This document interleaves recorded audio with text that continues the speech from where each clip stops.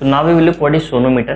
पहले देखेंगे sonometer operate कैसे करता है, क्या काम होता है उसका, और हम सोनोमीटर के बेसिस पे लॉज ऑफ स्ट्रिंग भी हम वेरीफाई कर सकते हैं। हमने पढ़ा था ना वाइब्रेशन ऑफ स्ट्रिंग के जो लॉस हैं, वो सारे के सारे with the help of sonometer हम वेरीफाई कर सकते हैं। So let's first start what is exactly sonometer, क्या क्या होता है इसके अंदर। So basically it contains a hollow wooden box something like this.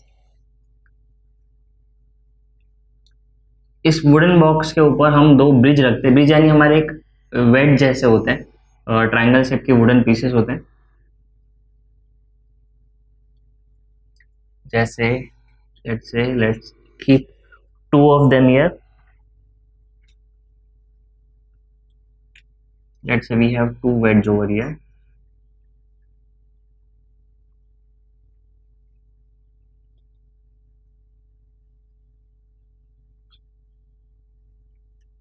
Okay, so now what we will do, over this wedge, ये तो ब्रिज के ऊपर से हम एक वायर पास करेंगे ऐसे, और ये वायर यहाँ से इधर जाएगा। यहाँ पे एक पुली होगा जिसके ऊपर से वायर पास होगा नीचे ऐसे। एक सेकेंड,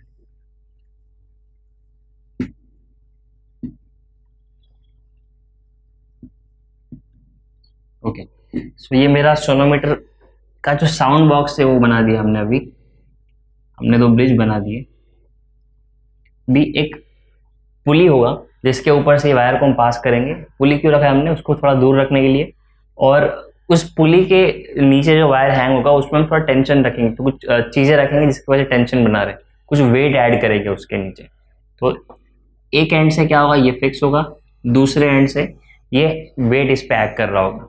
तो जो एंड पे फिक्स रखना हम किस चीज़ से बांध सकते हैं, उसके नॉर्मली ऐसे हुक वाला फीचर भी होता है कि ये एक हुक होता है। ये हुक में आपका ये स्ट्रिंग यहाँ पे बंधा होता है। यहाँ पे स्ट्रिंग की जगह मेटल वायर यूज करते हैं। सो ये वायर आपका यहाँ से वेड्ज के थ्रू होते हुए यहाँ पे पुली जो हमने ड्रॉ किया था, पुली के ऊपर से जाके यहाँ से ऐसे नीचे जाए। ये सेटअप हम कहीं पे भी रख सकते हैं, जैसे लेट्स हम यहाँ पे टेबल पे रख दिया इसको, ओके। और ये नीचे हैंग कर रहा होगा उसका दूसरा वायर। अब देखो हमको अगर इसको स्ट्रेच रखना है, टेंशन रखना है उसके अंदर, तो ये खींचा हुआ रहना चाहिए ना, वरना देखो अभी जैसे लूज है ऐसे लूज रहेगा। अगर मुझे यहाँ पे टेंशन मेंटेन करना है तो क्या करना पड़ेगा, जो दूसरा एंड है वायर का, यहाँ पे मुझे कोई तो वेट कनेक्ट करने पड़ेंगे। वेट कनेक्ट करने की वजह से क्या होगा, आपका ये स्ट्रिंग एकदम इसमें टेंशन आ जाएगा ऐसे करके, और टेंशन आने की वजह से स्ट्रेट रहेगा। अब हमको करना क्या है सोनोमीटर से, ये तो हमारा सोनोमीटर का कंस्ट्रक्शन हो गया। अब इसका वर्किंग कैसे होता है, इसमें किया क्या जाता है एग्जैक्टली। अब ये जो वायर दिख रहा है आपको यहाँ पे, ये दोनों ब्रिज के बीच में, लेट्स को नाम दे दे let's say A and B. तो ये जो वेड्स के बीच में आपको जो वायर दिख रहा है, उसी से हमको पूरा डील करना है। क्योंकि देखो लेट्स से ये वो वेड्स है जहां से ये वायर पास हो रहा है, तो इसके ऊपर में एक छोटा सा पेपर राइडर रखते हैं। पेपर राइडर क्या होता है, एक पेपर का पीस यहाँ पे ऐसे रख देते हैं, इस पे बराबर फंस जाए, ऐसा कुछ ऐसे, समथिंग लाइक दिस। और हम ट्राई करते हैं कि ये उसको उसके सेंटर में रखें। क्यों सेंटर में, क्योंकि अब हम क्या करेंगे, एक बार हमारा सेटअप हो गया। सेटअप यानी क्या है कि हमने ये जो स्ट्रिंग है यहाँ से जा रहा है पुली के थ्रू, और यहाँ पे हमने एक बार वेट लगा दिया, यानी एक बार इसको थोड़ा टेंशन मिल गया, और ये थोड़ा टेंशन में है अभी, ये वायर मेरा स्ट्रेट रहेगा उसके वजह से। उसके बाद हम यहाँ पे पेपर राइडर ऐड कर देंगे। पेपर राइडर क्या करेगा, पेपर राइडर ऐड करने के बाद नेक्स्ट चीज हम ये करेंगे यहाँ पे कि हम एक ट्यूनिंग फोक लेंगे। ट्यूनिंग फोक लेके उसको वाइब्रेट करेंगे, और वाइब्रेट करने के बाद उस ट्यूनिंग फोक को इसी साउंड बॉक्स के ऊपर ऐसे रखेंगे, यानी उसका जो स्टेम होगा वी मेक श्योर कि वो स्टेम नीचे टच हो ऐसे। इससे होगा ये कि जब ये ट्यूनिंग फोक वाइब्रेट करेगा तो ये वाइब्रेशन ये स्टेम के थ्रू बॉक्स तक जाएगा, बॉक्स के थ्रू स्ट्रिंग तक जाएगा। वैसे बॉक्स का काम क्या होता है, इसको साउंड बॉक्स इसलिए बोलते हैं क्योंकि जो भी आपका वाइब्रेशन होगा वो बॉक्स तक पास होगा, बॉक्स के अंदर का एयर कॉलम वाइब्रेट होगा, और जिसके वजह से आपका जो साउंड है वो एम्पलीफाई होगा, राइट। ये सेम हम मोस्टली सारे म्यूजिकल इंस्ट्रूमेंट में देखते हैं, गिटार हो गया, सितार हो गया, तानपुरा हो गया, सब में आपका एक तरीके से साउंड बॉक्स वाला कॉन्सेप्ट तो यूज होता है कि आपका जो वाइब्रेशन होता है उसकी वजह से साउंड क्रिएट होता है वो बॉक्स के वजह से वो एम्पलीफाई हो जाता है।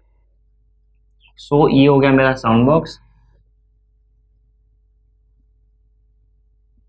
ये हो गया हमारे ब्रिज,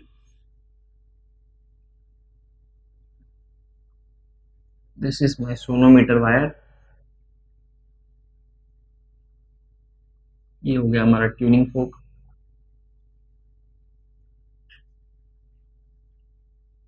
ओके पुली, और ये तो वेट्स हो गए मेरे, इसको डब्ल्यू से रिप्रेजेंट करता हूँ, पुली, पुली को पी से रिप्रेजेंट कर दिया, लिख देते चलो पुली। तो ये मेरा पूरा कंस्ट्रक्शन हो गया।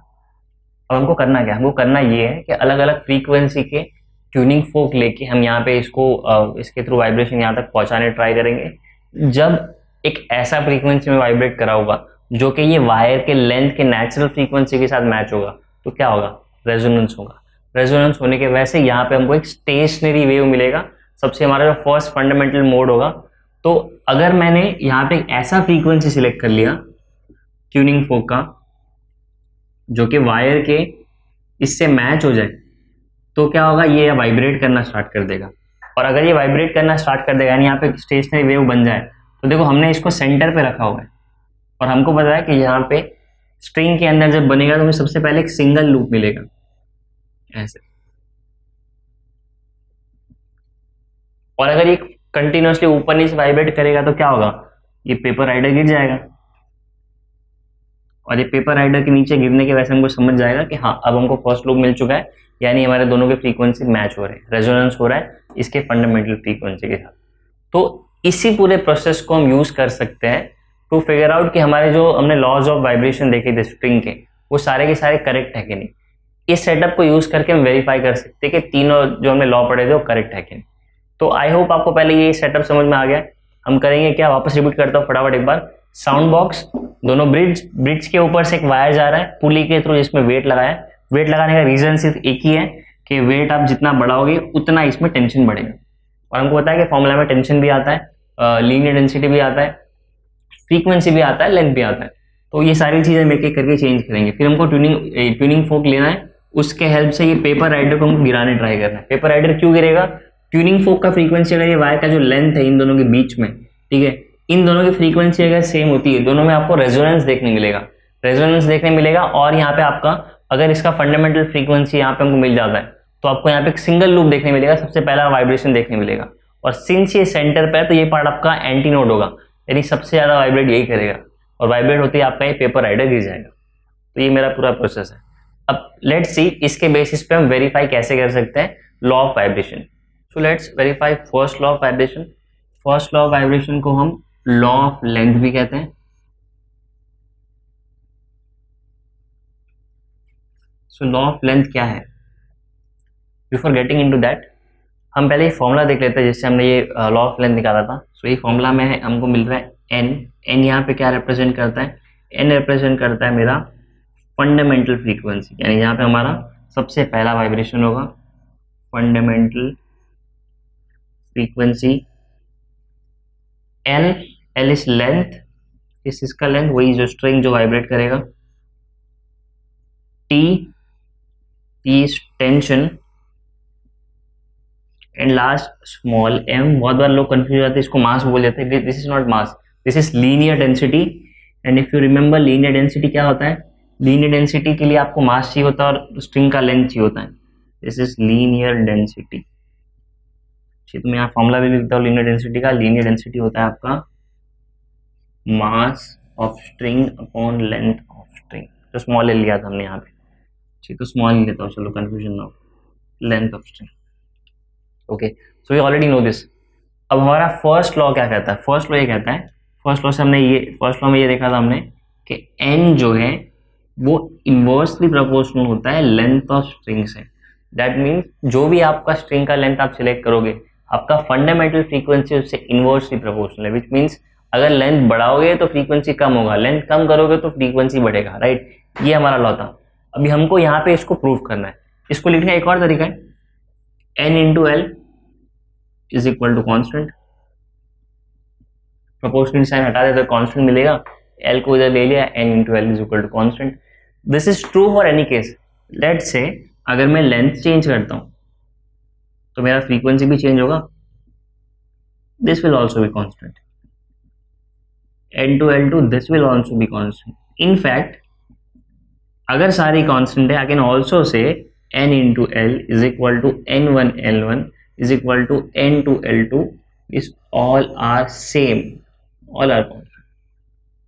सो ये मेरा लॉ कहता है। इसको हम प्रूफ कैसे करेंगे? तो उसको प्रूफ करने के लिए हमको क्या करना पड़ेगा? अगर मुझे ये फॉर्म चाहिए n is directly proportional to 1/l, ये कब आएगा? ये तभी आएगा जब बाकी सारी चीजें कांस्टेंट हो। सो बाकी क्या चीज है यहाँ पे? टेंशन है, लीनियर डेंसिटी। अब लीनियर डेंसिटी कांस्टेंट कैसे रख सकते हैं? जो वायर हमने यूज किया वही वायर रखो, वायर चेंज मत करो। अगर वायर चेंज नहीं करोगे और वायर का यूनिफॉर्मिटी सेम है, देखो लीनियर डेंसिटी का मतलब क्या हो गया? मास अपॉन उसका लेंथ। अगर आपका वायर थ्रू आउट यूनिफॉर्म है और आप उस वायर को आप चेंज ही नहीं करते, जब 2-3 अलग अलग बार, जैसे सारे केस में हमने 3 अलग अलग केस लिए, तीनों केस में अगर आप सेम वायर यूज करते हो तो आपका लीनियर डेंसिटी कांस्टेंट रहेगा। टेंशन चेंज करने के लिए मुझे ये जो वायर यहाँ पुली के थ्रू होके जा रहा है, उसके यहाँ पे ये जो मास, ये वेट लगा हुआ है, इसको चेंज करना पड़ेगा। अनलेस एंड अनटिल मैं इसको टच नहीं करता, इसको चेंज नहीं करता, आपका टेंशन भी कांस्टेंट रहेगा। तो भी हम क्या करेंगे? हम 3 अलग अलग केस लेंगे, ठीक है, और तीनों केस में हम क्या करेंगे कि टेंशन को चेंज नहीं करेंगे, वायर ऐसा का वैसा रखेंगे। मतलब मेरा टेंशन और मास कांस्टेंट हो गया, यानी कि मुझे ये वाला कंडीशन मिल जाएगा, ठीक है। अब मैंने क्या किया? मैंने यहां से निकाला n into L is equal to constant. कुछ तो वैल्यू मिलेगा मुझे, यानी मैंने क्या किया? पहले एक ट्यूनिंग फोक लिया, एक पर्टिकुलर फ्रीक्वेंसी के लिए एक मैंने लेंथ लिया, फिगर आउट किया कि इसके लिए क्या क्या लेंथ अप्रोप्रिएट होगा। जैसे यहाँ पे उल्टा किया, मैंने लेंथ लिया और उसके लिए मैंने फिगर आउट किया कि उसका फंडामेंटल फ्रीक्वेंसी क्या है। एक बार मैंने ये दोनों फिगर आउट कर लिया, मैंने दोनों को मल्टीप्लाई किया, मुझे कांस्टेंट मिला पहले केस में। दूसरे केस में हम क्या करेंगे? कांस्टेंट कुछ तो वैल्यू मिलेगा हमको, ठीक है। दूसरे केस में हम क्या करेंगे? ये जो ब्रिज है दोनों, उसको थोड़ा सा आगे पीछे करेंगे। आगे पीछे करेंगे तो क्या होगा? मेरा लेंथ चेंज हो जाएगा। अब मुझे एक नया लेंथ मिलेगा, ठीक है। अब मुझे जो भी नया लेंथ मिलेगा, अब जैसे मैंने यहाँ पे क्या बोला, ये कांस्टेंट है, लेट से मैंने इसको रिकॉर्ड कर लिया, जो भी इसका वैल्यू आया ये मैंने रिकॉर्ड कर लिया n इंटू एल को, ठीक है। सेम मैंने क्या किया? लेंथ चेंज किया। अब लेंथ चेंज करूंगा तो ऑब्वियसली उसका जो फ्रीक्वेंसी वो भी चेंज होगा, इसको भी मैंने रिकॉर्ड किया। तीसरी बार वापस इसको मैंने कम ज्यादा किया, मतलब इसका लेंथ चेंज होगा। लेंथ चेंज करूंगा तो फ्रीक्वेंसी भी चेंज होगा। ये तीनों मैंने करके देखा, ये तीनों को मैंने मल्टीप्लाई किया, n into L, N1 into L1, N2 into L2।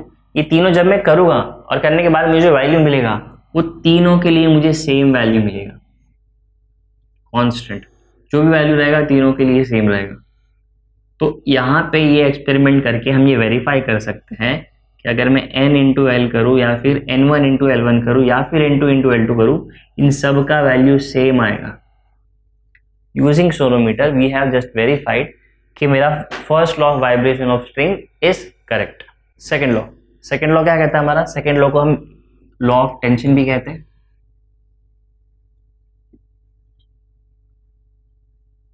सो इस केस में हम क्या क्या चीजें सेम रखेंगे? जैसे हमारा फॉर्मूला है n is equal to 1/2l under root t/m।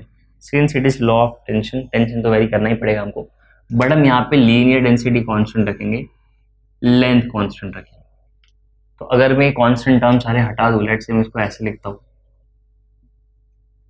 Constant into root T, 2l और m, ये तीनों कांस्टेंट हो गए मेरे। ये पूरा टर्म मैंने कांस्टेंट ले लिया, और अगर मैं कांस्टेंट को हटा दूं तो मुझे मिलेगा n is directly proportional to root T. ये हमको प्रूव करना है। इसका एक और मतलब होता है n by root T is equal to constant. देखो यहीं से निकाला मैंने, रूट टी नीचे ले लिया। अगर मैं यहाँ पे दोनों में से किसी एक का वैल्यू चेंज करता हूँ तो ऑटोमेटिकली दूसरा भी चेंज हो जाएगा। यानी अगर मैं टेंशन चेंज करता हूँ तो फ्रीक्वेंसी भी चेंज होगा, बट ये मुझे मिलेगा कांस्टेंट।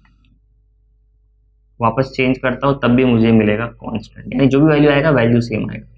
ये हमको प्रूफ करना है। हमको प्रूफ ये करना है कि n by T is equal to n1 by t1 is equal to n2 by t2। So since हमारे पास एक्चुअल सोनोमीटर तो नहीं है, हमने डायग्राम बनाया हुआ है सिर्फ, तो हम कर तो नहीं सकते, बट हम प्रोसेस देख सकते हैं, जैसे पिछली बार देखा था कि करना क्या होगा एग्जैक्टली ये चीज़ करने के लिए। तो ऑब्वियस है कि हमको पहले इन तीनों का वैल्यू निकालना होगा, राइट। तो इन तीनों का वैल्यू निकालने के लिए क्या करना पड़ेगा, इन तीनों का वैल्यू निकालने के लिए पहले मुझे ये तीनों को फाइंड करना पड़ेगा। कैसे फाइंड करना पड़ेगा, वो फाइंड करने के लिए मुझे कंडीशन मेंटेन करना पड़ेगा, एल और एम कांस्टेंट रखना। यानी कि लेट से मैंने कोई तो एक रैंडम वैल्यू ले लिया यहाँ पे टेंशन का, कुछ तो मैंने वेट यहाँ पे रखा, जो भी वेट रखा उसके रिलेवेंट कुछ तो मुझे टेंशन मिला रहेगा, लेट से वो टेंशन है टी। ओके, अब एल और एम मैंने चेंज नहीं किया, मतलब कुछ तो मैंने एल और एम रखा वैसे ही रखा। अब मुझे एक रिलेशन मिलेगा, मैंने जो भी टेंशन फिगर आउट किया बाकी सारी वैल्यूज रीड करके उसको मैंने फंडामेंटल फ्रीक्वेंसी से मल्टीप्लाई किया, ऐसे डिवाइड किया। सो इसका कुछ तो वैल्यू मिलेगा मुझे, जो भी वैल्यू मिला चलो मैंने इसको लेट से 1 ले लिया। अब सेकेंड स्टेप में मैं क्या करूंगा, सेकेंड स्टेप में मैं यहाँ पे वेट थोड़ा सा चेंज कर दूंगा, लेट से मैंने वेट थोड़ा सा ऐड कर दिया। अब अगर मैंने वेट ऐड कर दिया तो ये यहाँ पे टेंशन ज्यादा बढ़ जाएगा, टेंशन बढ़ेगा तो क्या होगा, इसका फ्रीक्वेंसी चेंज होगा, क्योंकि रिलेशन सेज के दोनों कैसे हैं, डायरेक्टली प्रोपोर्शनल। टेंशन बढ़ा है तो फ्रीक्वेंसी भी बढ़ना चाहिए, तो अकॉर्डिंगली मुझे एक नया टेंशन मिलेगा, जो भी टेंशन मिलेगा सॉल्व करके उसको मैंने लिया T1, अकॉर्डिंगली फ्रीक्वेंसी मुझे मिलेगा N1। मैंने इन दोनों को डिवाइड किया, मुझे एक वैल्यू मिलेगा। अब सेम तीसरी बार मुझे क्या करना है, वापस टेंशन चेंज करना है। मैं चीज तो बढ़ा सकता हूँ, कम कर सकता हूँ। लेट से मैंने टेंशन बढ़ाने के लिए और वेट ऐड कर दिया, जितना वेट ऐड होगा उतना इस पर ज्यादा टेंशन आएगा, जितना टेंशन चेंज होगा उतना आपका फ्रीक्वेंसी भी चेंज होगा। तो तीसरे केस में मुझे टेंशन मिलेगा T2, फ्रीक्वेंसी मिलेगा N2। मैंने तीनों की वैल्यू निकाली, डिवाइड किया, और जब मैं इन तीनों को इक्वेट करूंगा या फिर निकालने के बाद चेक करूंगा तो मुझे समझ में आएगा कि मेरा ये तीनों के तीनों वैल्यू सेम होगा। और जैसे ही मेरा तीनों वैल्यू सेम आया तो मैंने क्या कर लिया, मैंने एक तरीके से इस लॉ को वेरीफाई कर लिया with the help of sonometer. So this was verification of second law. अब नेक्स्ट देखेंगे verification of third law. So my third law is also known as law of linear density. Linear density, तो इस case में क्या change करेंगे हम, obviously linear density change करेंगे। यहाँ पे इस फॉर्मूला में n is equal to 1/2L under root T/m। So अगर मैं यहाँ पे लेंथ और टेंशन कांस्टेंट रखता हूँ तो मुझे रिलेशन कुछ ऐसा मिलेगा, n is inversely proportional to 1/√m, यानी frequency is inversely proportional to the root of linear density. I can also write this as n into root m is equal to constant। किसी भी value के लिए इन दोनों का product हुआ मुझे same मिलना चाहिए। तो प्रूफ करेंगे, ये कैसे करेंगे, तो जैसे कि हमको समझ में आ रहा है कि मुझे इसके लिए टेंशन और लीनियर डेंसिटी कांस्टेंट रखना पड़ेगा, यानी tension same, sorry linear density length constant रखना पड़ेगा। सो इसके लिए हम क्या करेंगे, हमने जो भी वेट रखा वैसे ये 3 वेट है यहाँ पे, मैं उसको वैसे का वैसा कर दूंगा थ्रू आउट। जैसे ही मैं अलग अलग एक्सपेरिमेंट करूँ, अलग अलग बार इसको रिपीट करूँ एक्सपेरिमेंट को, हर एक केस में टेंशन को हम हाथ नहीं लगाएंगे, यानी ये वेट को हाथ नहीं लगाएंगे, ये वैसा का वैसा रहेगा। ये ब्रिज का डिस्टेंस चेंज नहीं करेंगे, जैसा है वैसे का वैसे रहने देंगे। हमको क्या चेंज करना है, सिर्फ हमको चेंज करना है ये लीनियर डेंसिटी। लीनियर डेंसिटी क्या होता है, मास अपॉन लेंथ। अब मास अपॉन लेंथ कैसे चेंज कर सकते हैं, अब फॉर एग्जाम्पल हम यहाँ से समझ में आ रहा है, या तो मास चेंज करो या तो लेंथ चेंज करो, बराबर। लेंथ तो चेंज कर नहीं सकते क्योंकि लेंथ चेंज करेंगे तो ये भी चेंज हो जाएगा। मास कैसे चेंज कर दे, वायर आपके पास है, आपको तो मास कैसे बढ़ा सकते हो। तो एक तरीका ये है कि आप वायर ही चेंज कर दो, सेम लेंथ का wire low but wire change कर दो, वायर का मटेरियल चेंज कर दो। तो वायर चेंज होगा तो उसका डेंसिटी भी चेंज होगा, डेंसिटी बदलेगा तो लीनियर डेंसिटी बदलेगा अपने आप, राइट। पहले कॉपर लिया, फिर एल्यूमिनियम लिया, फिर स्टील लिया, जो भी है। सो इन शॉर्ट हम क्या करेंगे, ये वायर चेंज करेंगे, सेम लेंथ लेंगे, सेम टेंशन लेंगे, बट वायर ही चेंज कर देंगे, जिससे क्या होगा, आपका लीनियर डेंसिटी चेंज हो जाए। तो पहले हम एक लीनियर डेंसिटी लेंगे, उसके लिए जो भी फ्रीक्वेंसी रहेगा वो लेंगे और इन दोनों को मल्टीप्लाई करेंगे, हमको एक वैल्यू मिलेगा। सेकेंड केस में वायर चेंज करेंगे, अब बाकी सब कुछ सेम रखेंगे, तो मुझे एक नया लीनियर डेंसिटी मिलेगा क्योंकि वायर चेंज हो गया है, और उसके अकॉर्डिंगली मेरा फ्रीक्वेंसी भी वेरी करेगा। पर जब मैं इन दोनों का प्रोडक्ट निकालूंगा तो मुझे समझ में आएगा कि दोनों का प्रोडक्ट मुझे सेम मिलेगा, जो भी वैल्यू रहेगा। और फिर चाहे आप कितनी बार क्यों ना रिपीट करो, मान लो आपने एक और वायर चेंज किया, आपने जो तीसरा वायर लिया उसका लीनियर डेंसिटी कुछ और है और उसके लिए फ्रीक्वेंसी कुछ और मिलेगा, पर जब आप इन दोनों का प्रोडक्ट करोगे ये भी आपको कांस्टेंट ही मिलेगा। सो इससे क्या पता चलता है, अगर तीनों का वैल्यू सेम आ रहा है यानी n इंटू रूट एम पहले बार जो एक्सपेरिमेंट किया is equal to n2 into root m1 जब दूसरी बार वायर चेंज करके किया is equal to n2 into root m2 जो हमने थर्ड वायर चेंज करके किया, तीनों का वैल्यू अगर सेम आ रहा है इसका मतलब ये हुआ डायरेक्टली हमने क्या कर दिया, सोनोमीटर के हेल्प से हमने यहाँ पे थर्ड लॉ वेरीफाई कर दिया। सो ऐसे हमने with the help of this device sonometer तीनों के तीनों law of vibration of string verify किए।